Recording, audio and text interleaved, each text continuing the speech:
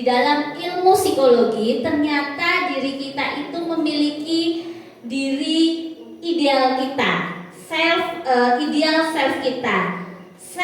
Ideal self adalah bagaimana kita itu inginnya kan memberikan yang terbaik buat diri kita. Yang kan di dalam kenyataannya kita akan ketemu yang namanya dunia nyatanya kita, diri nyatanya kita, ya, diri nyatanya kita yang biasa disebut sebagai real self kita. Nah, ketika keduanya itu tidak sama atau jomplang, akhirnya ada kan anak-anak yang mengalami frustasi, mengalami depresi, mengalami kondisi stres. Karena sebenarnya antara diri idealnya dengan diri dalam real atau kenyataannya itu tidak sama, ya. Nah, itu sesuatu hal yang secara pendekatan humanistik pasti kita alami. Kunci dasar kita untuk mencapai kesuksesan kita. Yang pertama adalah resiliensi diri kita. Yang kedua, ulet. Yang ketiga, komitmen. Yang keempat adalah self improvement kita. Resiliensi adalah bagaimana kemampuan beradaptasi kita ketika kita itu memiliki sebuah masalah. Jiwa resiliensi itu perlu dilatih. Jadi tidak tiba-tiba jadi anak tangguh, itu enggak. Bagaimana kita mampu menghadapi tekanan-tekanan dalam diri kita, kesulitan, trauma, musibah, atau kehilangan orang yang kita sayangi. Itu ternyata bagian dari resiliensi diri kita. Ya, yang kedua adalah tadi ulet dan komitmen. Ulet itu bukan sesuatu hal yang harus dari yang besar atau langsung besar. Justru dari kita belajar dari hal yang kita bisa, dari hal-hal yang kecil, terus kita memiliki sebuah komitmen dengan diri kita, itu jauh memberikan manfaat pada diri kita. Terus yang keempat adalah tentang self improvement, ya. Self improvement ini adalah kemampuan bagaimana kita itu tahu sebenarnya tuh potensi kita itu apa sih? Kita itu minatnya kemana?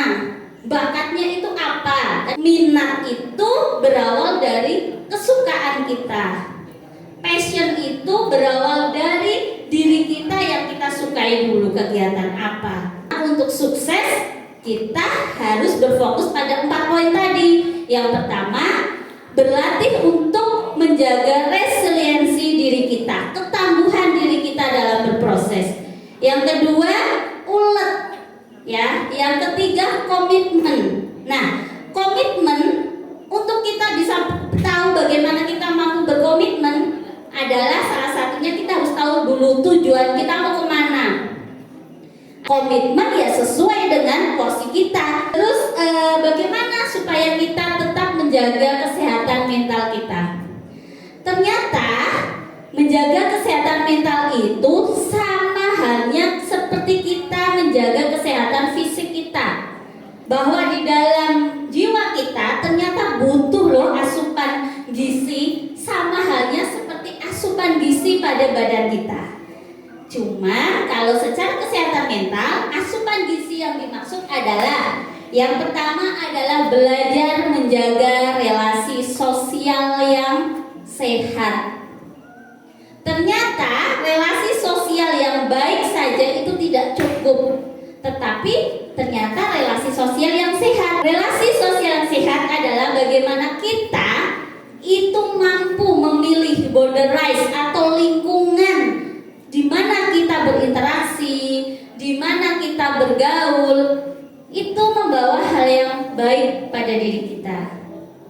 Tidak hanya baik, tapi juga sehat. Nah, sehat itu yang bagaimana?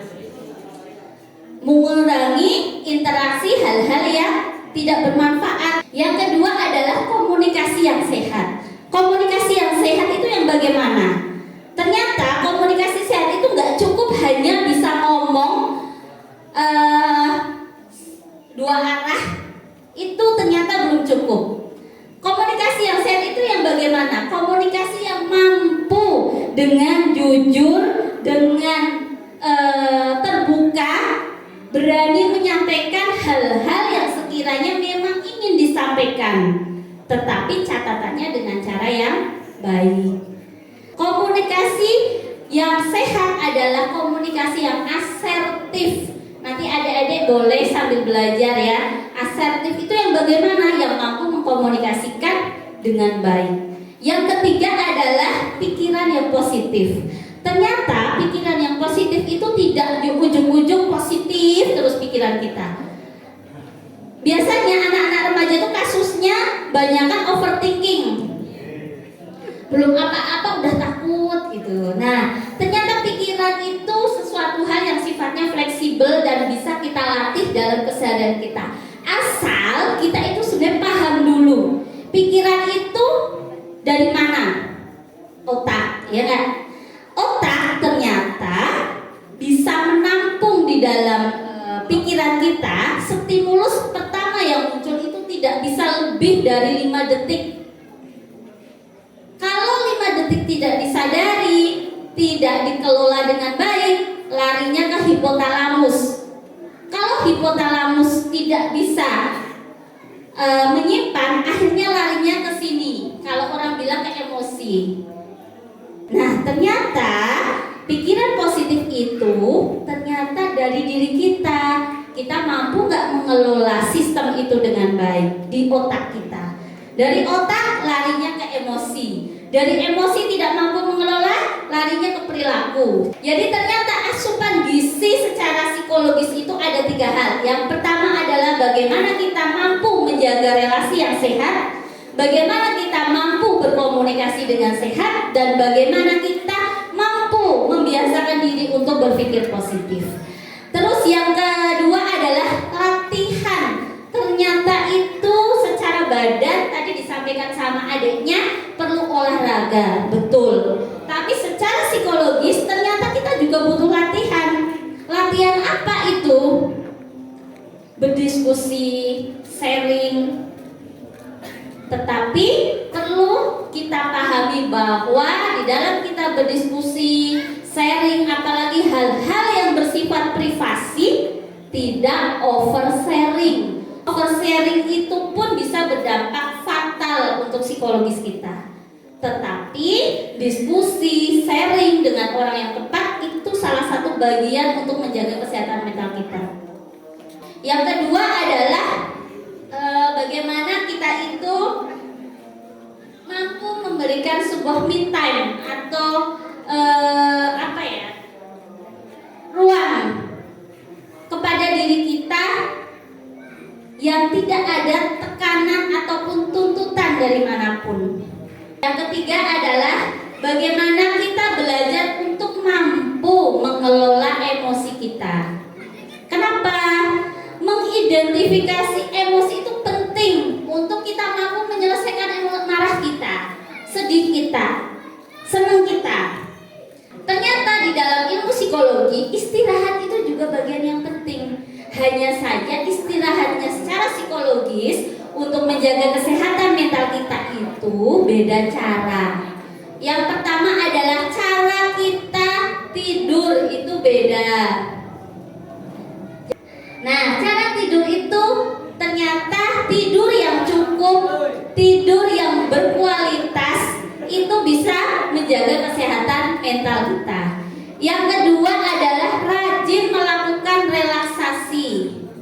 Terus yang ketiga adalah rekreasi. Rekreasi yang dimaksud secara psikologis adalah rekreasi yang tidak harus jauh, tidak harus mahal.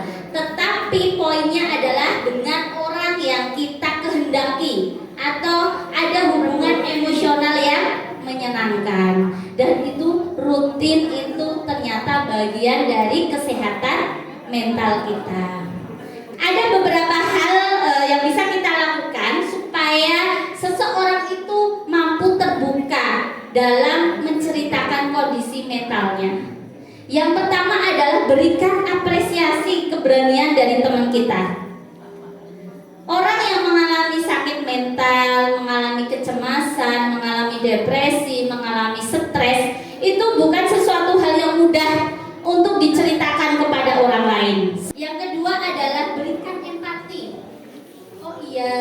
saya, oh iya, dengan kamu bercerita saya paham. Yang ketiga adalah tahan emosi kita. Tahan emosi kita. Kenapa? Karena porsi masalah kita setiap orang itu berbeda-beda. Yang terakhir adalah berikan bantuan. Ketika ternyata orang tersebut atau lingkungan kita itu membutuhkan bantuan, berikan bantuan. Bahwa di dalam kondisi psikologis itu ternyata sangat erat kaitannya dengan diri kita, bagaimana kita mampu berproses dengan diri kita.